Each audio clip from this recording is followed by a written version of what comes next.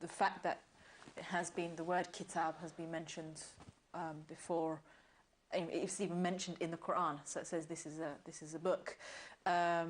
So anyway, I don't know if we want to take 5 minutes to answer that. Yeah, no, I'll be very quick. If you want the best discussion of the differences of opinion about compilation, I would say Syed al-Khou'i, may Allah bless his soul, his discussion in the Prolegomena to the Quran, that discussion about the different opinions as to when the Quran was compiled. So you've got an opinion that Abu Bakr was the one who compiled. There's an opinion Umar ibn al-Khattab was the one who compiled. There's an opinion that Uthman ibn Affan was the one who compiled. And then there's an opinion that the Holy Prophet supervised the compilation. In that Prolegomena, in that section on the compilation, it clearly discusses all the narrations and the differences of opinion within these narrations. Of course, within the school of Ahlulbayt, there is an opinion that the Prophet supervised the compilation of the Quran, and that Imam Ali alayhi salam was the one who he ordered to compile, and he'd order him where each verse would go, and so on.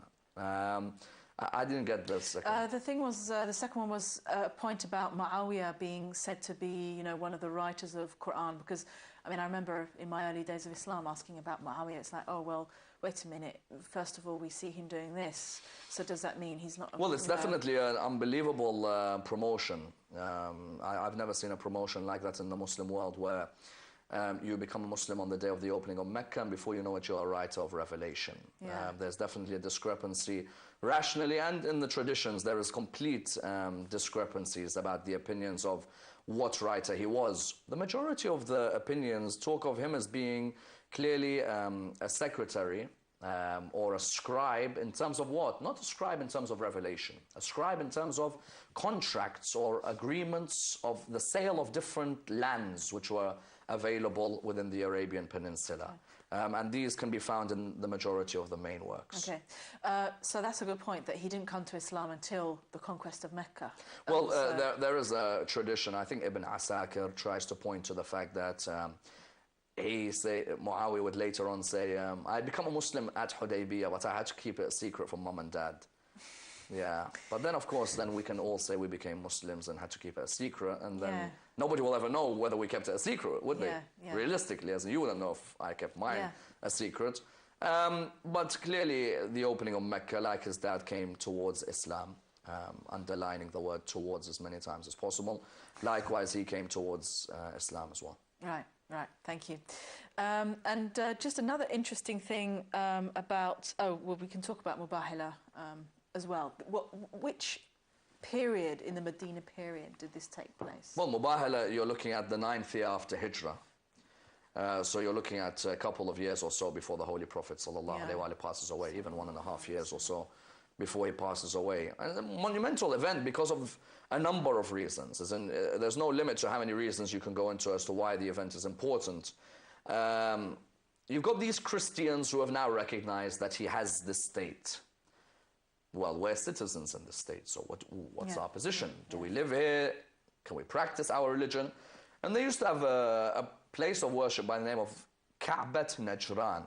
So they had their Kaaba and we had our Kaaba, let's say. And they had many people who'd come to, because Najran's on that border of Yemen, Saudi Arabia.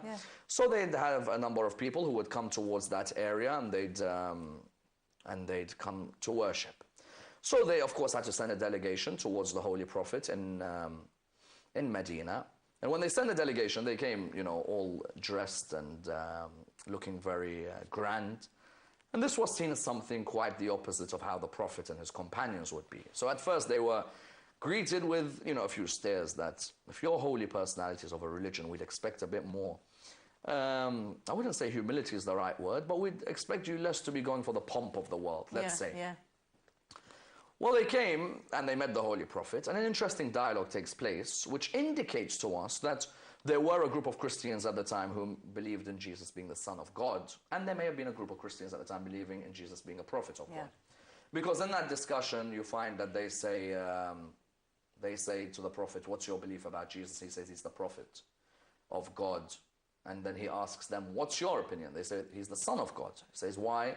And the Quran reveals the verse after their answer. They answered by saying that we believe he's the Son of God because he didn't have a father. So the Quran said, إِنَّ مَثَلَ عِيسَى عِنْدَ اللَّهِ كَمَثَلِ آدَمَ. That the example of Jesus in the eyes of God is in the similitude of Adam. If you're saying Adam, if you're saying Jesus should have the title of Son of God because he didn't have a father, then how about Adam? He didn't have a father or a mother. They came to a disagreement, or what you would say is we'll agree to disagree, and to an event known as the Mubahala. Now, Mubahala is where you say, you got one party saying we're the people of God and our message is the truth, and another party saying we're the people of God and our message is the truth.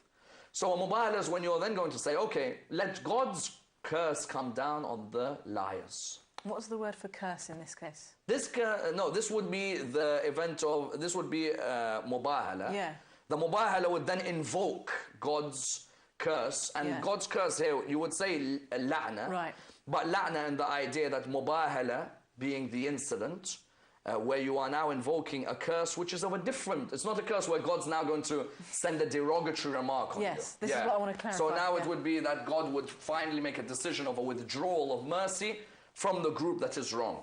And they agreed to come for the gathering. So the Christians all want to come together and the Muslims all want to come together. And the Quran in chapter 3 verse 61 states, Bismillah ar-Rahman ar-Rahim, فَمَنْ حَاجَّكَ فِيهِ مِنْ بَعْدِ مَا جَاءَكَ مِنَ الْعِلْمِ فَقُلْ تَعَالَوْا نَدْعُ أَبْنَاءَنَا وَأَبْنَاءَكُمْ وَنِسَاءَنَا وَنِسَاءَكُمْ وَأَنفُسَنَا وَأَنفُسَكُمْ. Quran says, if those who dispute with you, after the knowledge has come to them, say to them, come, we'll bring our sons, you bring your sons, we'll bring our woman, you bring your woman, we'll bring ourselves, you bring yourselves. Then we'll invoke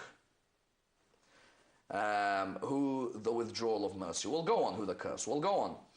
And I noticed that the Holy Prophet, sallallahu alaihi wasallam, a year or so before the incident of Ghadir, the Holy Prophet, as his sons, he takes Imam al-Hassan and Imam al-Hussein alayhi salam.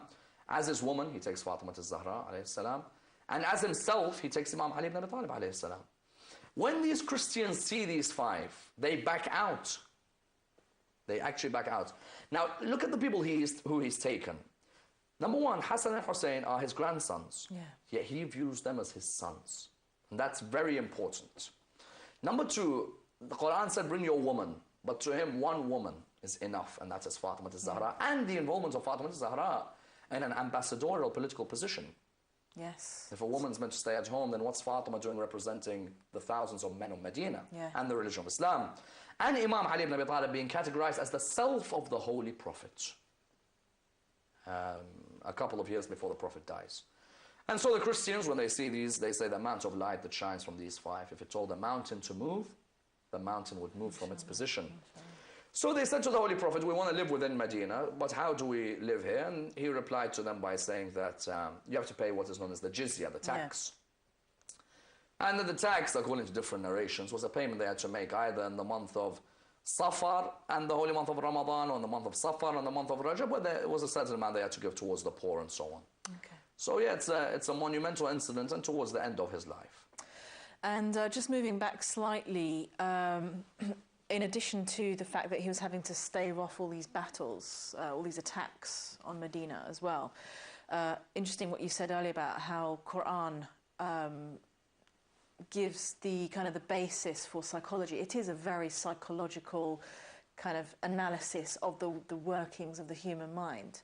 And we can see again that it wasn't just the issue in terms of Medina, it wasn't just about sending out different delegations, dealing with different battles. There was also a lot of psychological warfare as well, in terms of certainly the issue of practicing deception as well. So there's this incident where Abu Rafi' Salam, who was engaged in intrigues with other tribes against the Muslims, and he was eventually killed by a group of 5 Muslims who gave the impression of being anti-Muslim. This issue of deception has been used, as we know, by, we could say, neo-Orientalists who are trying to, again, denigrate Islam. And they're saying, look, you know, Islam says you can actually deceive people, although this was a situation of war. Can you explain a little bit more about this use of psychological warfare and this issue of what we might call deception? Well, you had to know who were your friends and who were your enemies. You know, You had a state. In every state, you've got a certain force which keeps a check on the state, keeps a check on the movements of the state. And likewise in Medina, without a doubt, you've literally just opened a state, and you've got people from Mecca who are unhappy at what you've built. So you know that they're going to creep within the circles. Sometimes even the Holy Prophet would leave a certain area. He'd have to leave a governor behind. Yeah. Why? Because he'd know that if he leaves Medina just for a small period, those hypocrites are all going to come out and they're going to try and conquer Medina. Yeah, yeah. As in, the one battle which Imam Ali alayhi salam did not attend was Tabuk. And people ask, so why did the Prophet leave him behind? He left him behind because he said, Ali ibn Abi Talib alayhi salam is the only man who can look after Medina while I'm away. Yeah. Because there are so many hypocrites who aren't going to go to the battle. They're going to stay behind in Medina to try and plot. Yeah, yeah. And wasn't there that incident of that mosque that was built by the ex-monk and Abdullah ibn Ubay, where they tried to build that mosque